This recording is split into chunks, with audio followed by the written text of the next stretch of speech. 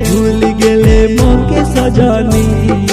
आज काहे दूर हेलो कहे गोदनी बिना दसे काहे मोके शास्ति दे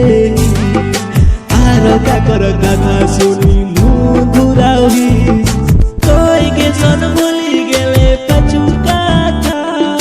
तोर पीड़िते पड़ी आज है अलग हासा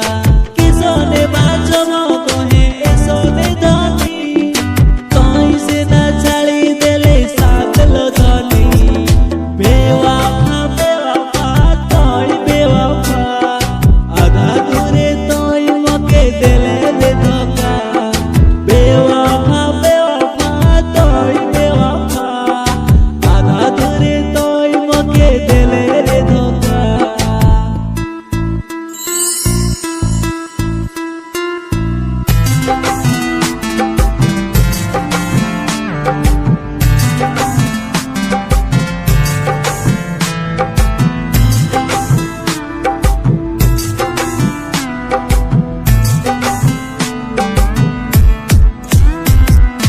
आज लगे के पास मोड़ावी तोर मन के साथी आई के बोली गौरव देखावी हेले तोई से ना मोर कहानी बुझे तोर मन के साथी संगे में खेले खेले बचर बचर